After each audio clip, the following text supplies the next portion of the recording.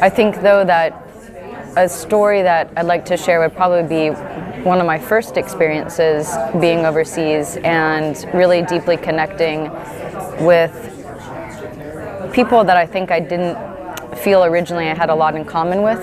Not at the level that I came to understand how much we had in common. So I'll try not to get emotional. Actually, I was in Iraq during the war, and it was 2006 to 2007, so it was among the most violent time. I actually moved to Africa from Iraq after finishing my work there, and so for the first few months, folks said, well, don't ask Sarah about Iraq, she's not okay. And I actually overheard someone say that, and that was the first time I kind of realized that I had a lot to process about my experience. You know, it was a difficult experience, and the reason for that is really with the story that I'll share, and it was about getting to know people deeply and then seeing, you know, what happened to their families.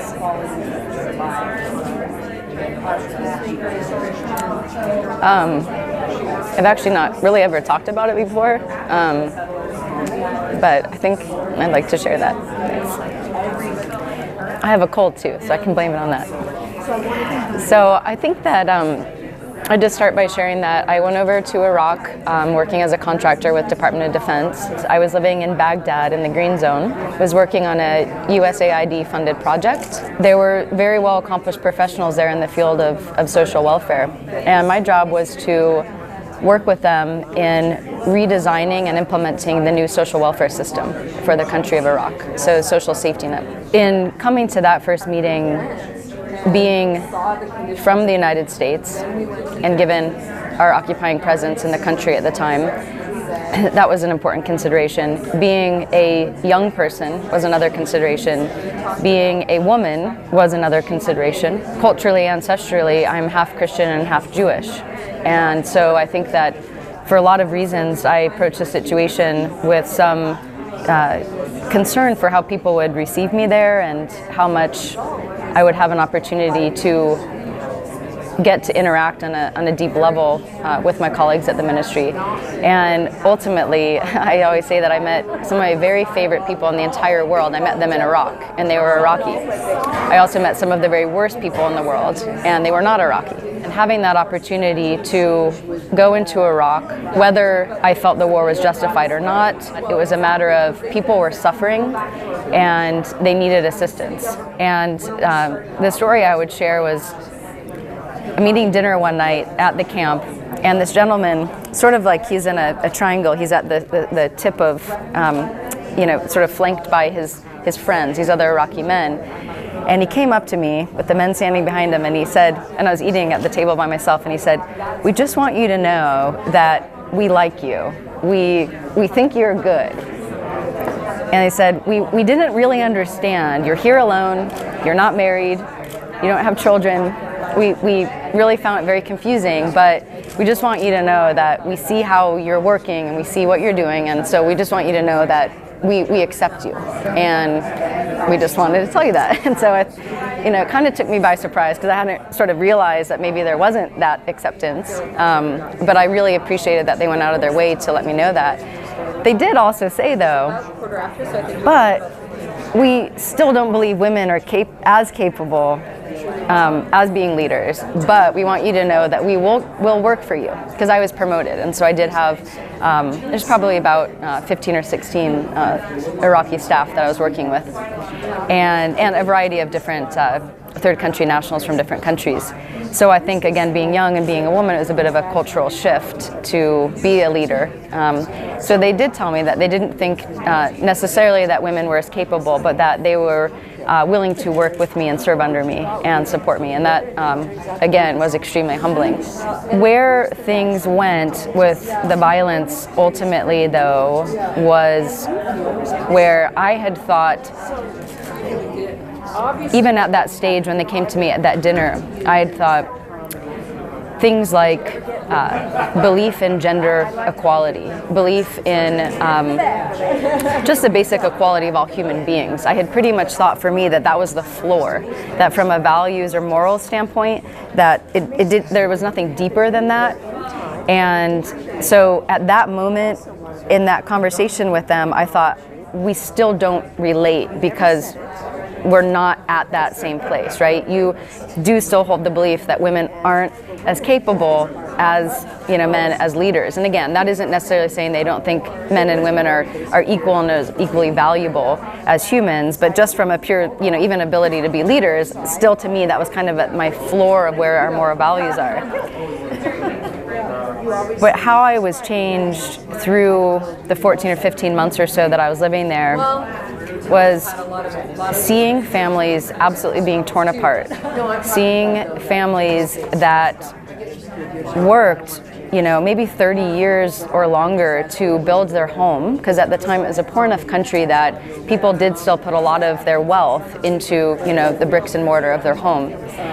So to see families fleeing to Syria, seeing families flee to Jordan, even to the United States ultimately, people didn't want to leave their home, and that was incredibly, incredibly heartbreaking.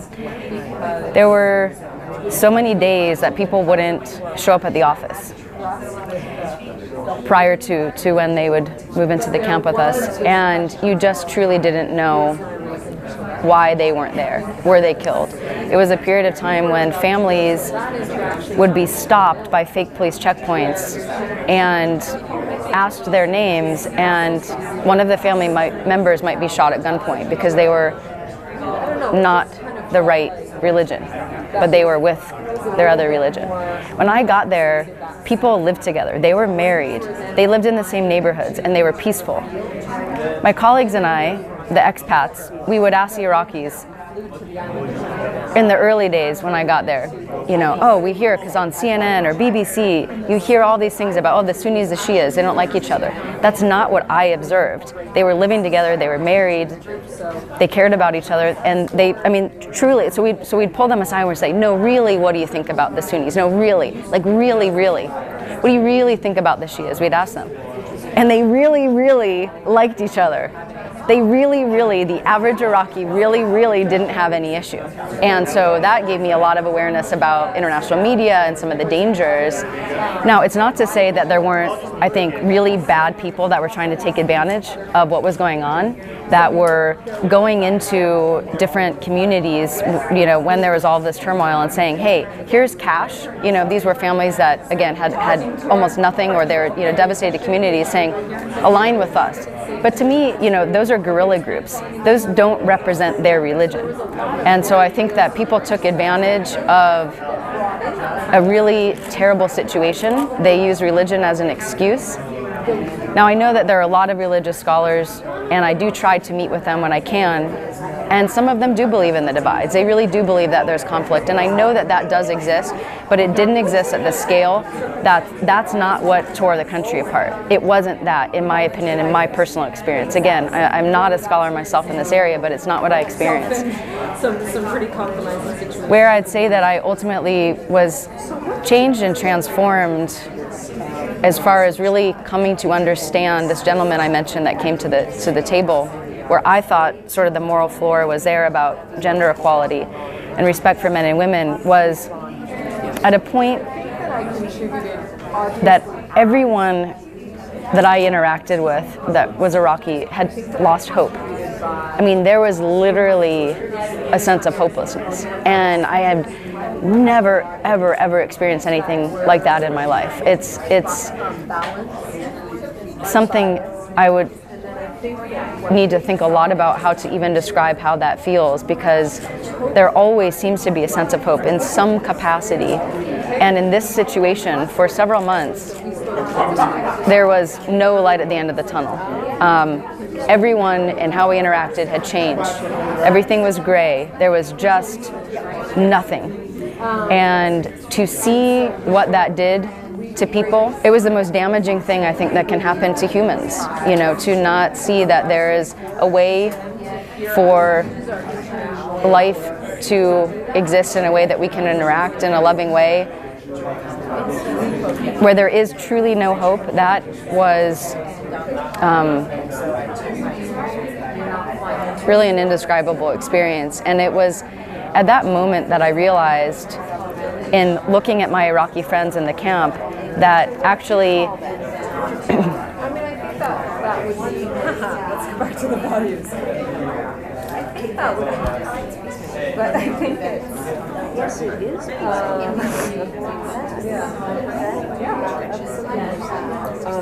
you had and acting, I think acting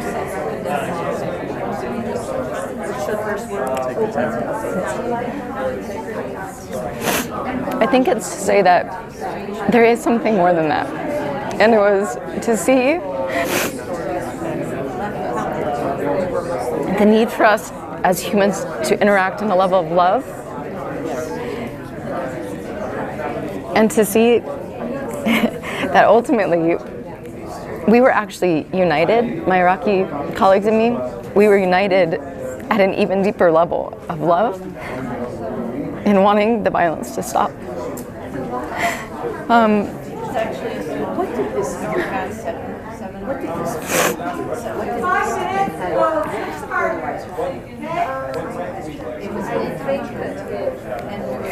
I wouldn't say that my personal values have changed, that I think gender equity or gender equality is any less important. I still hold that value very deeply.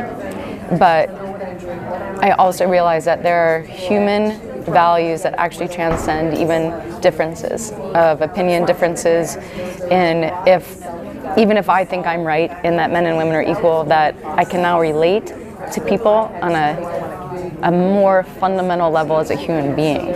And I think, whether you call it love, but just to be there in that moment and to realize that we all wanted the same thing and we were together in wanting that.